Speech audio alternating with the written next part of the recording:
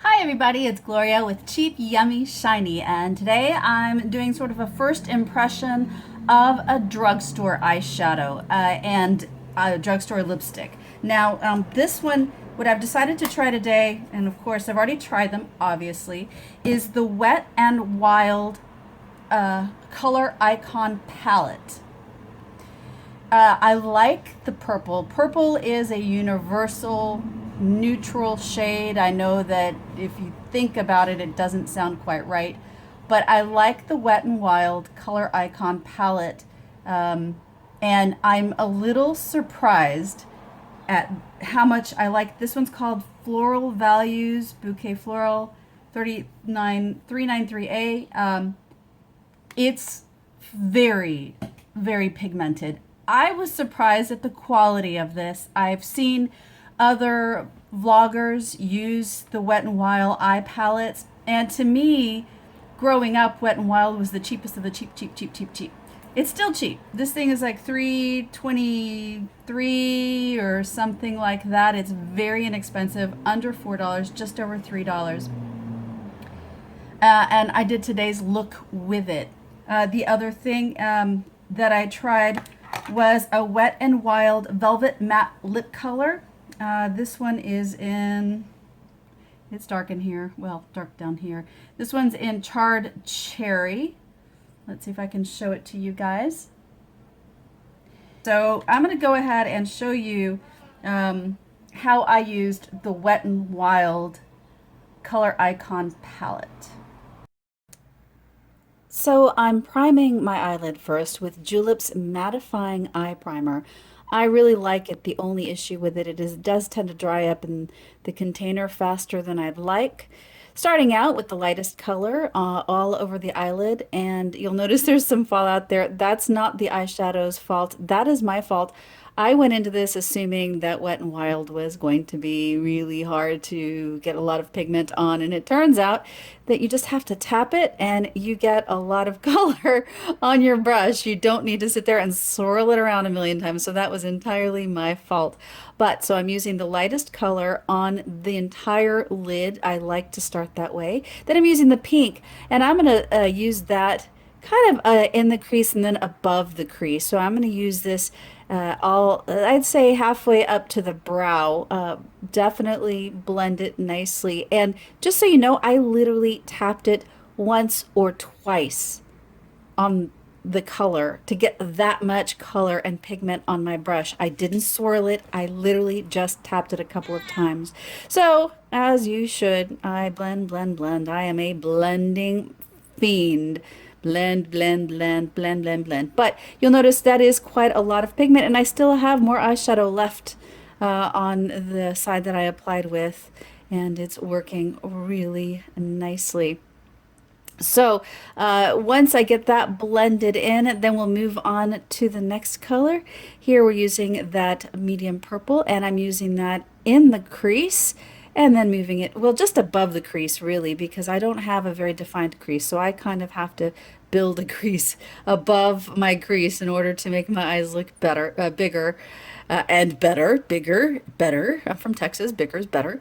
So I put that just above my crease, into the inner corner, out to the outer corner, into the almost the V, and then I blend that out very nicely.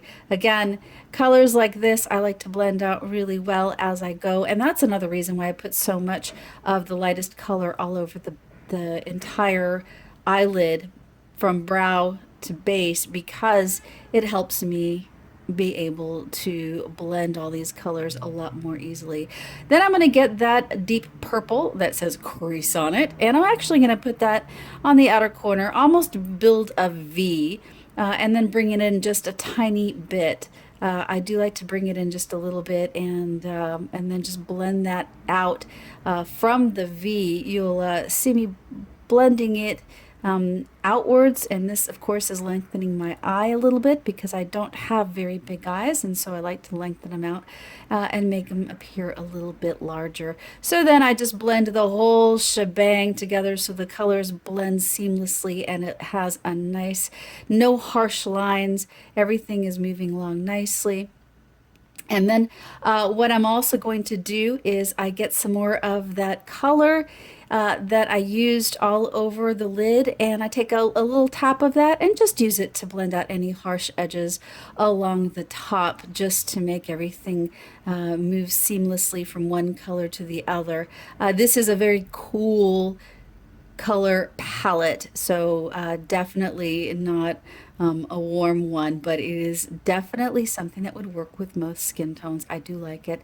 Then I grab that medium purple again, and I use an angle brush, line my lower lash line a little bit, just very carefully, and then just join it in at the corner with the upper as well, just to give myself a little bit of color. Then I take that deep purple once again that I used in the crease, use that same angle brush, and I'm not really using it to line so much as I'm using it to tight line. I couldn't think of the word. So what I'm using is I'm using it to tight line a little bit, and because it's a little bit deeper probably in person than it looks in this video, and I do apologize for that. I try to fix that as much as I could, but it works out nicely if you're looking for something that'll make your eye define your eyes without just putting on the deep black eyeliner. And I was going out during the day, so I really didn't want to have as dramatic of a look. If these are dramatic colors, but you can still make them look at least not like you're going out clubbing or something. So I just use it to tight line along my upper lash line, and then brought it out just a little bit, as you saw earlier, just to again lengthen out my eye a little bit. And I can't help it, I always try to make a quick wing there.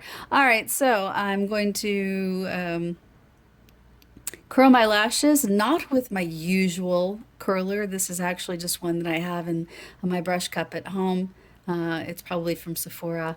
Then I use the Blink eye primer. I am in love with the Blink mascara and primer. This is one of those tube lash products. It does not come off, and believe me, from someone who lived in perpetual raccoon island, this is the best. And it's also the only thing that I'll use in my lower lash line, because again, I get raccoon eyes like that. So then I follow with the Blink mascara, and I'll link these below and let you know what I use. But this is one of the best mascaras I've ever used, and I love it. It's volumizing, lengthening, and it lasts all day. Only comes up until it only comes off when you rub it gently with some warm water. So there you go. I've done both eyes, obviously. Let's see if I can get in a little closer. There you go. And I really, like I said, like these eyeshadows. It's so easy to blend. They're highly pigmented. In none of these cases did I have to sit there and swirl my brush. I actually just tapped a couple of times, and this is the sort of color payoff that you get. It's surprising for such an inexpensive eyeshadow. They have really upped their game, I have to admit. I've seen people talking about the Wet n Wild makeup, and to me it was just the cheap stuff that smelled bad and didn't last, and they've changed since the last time I tried them, which was admittedly quite a few years ago. So if you're looking for inexpensive makeup that has a good payoff, I'm surprised. The other thing I did use today was the Wet n Wild Velvet Matte Lip Color that I told you about. That's what I have on today. It did go on fairly creamy. I was surprised. It goes on pretty creamy. It felt good on my lips. I was a little surprised at how intense the color was, considering how creamy it felt. It honestly felt like it was going to go on a little sheer, which it didn't. It's not as deeply, intensely opaque as a lot of matte lipsticks are.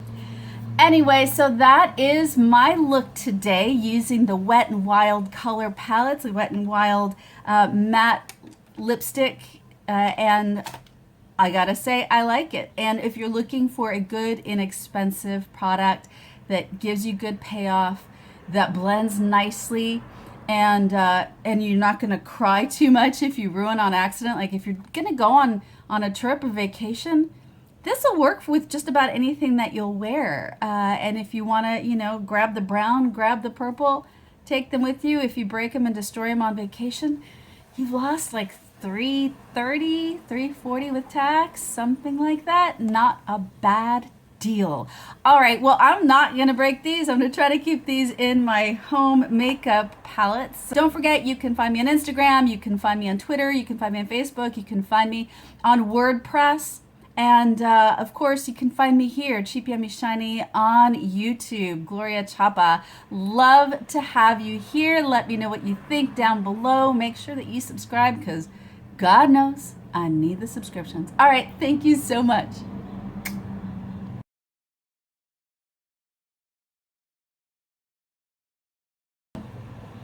All right, let's try out my model pose.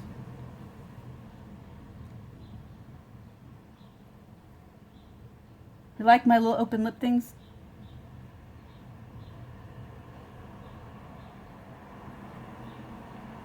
All right, I feel like an idiot.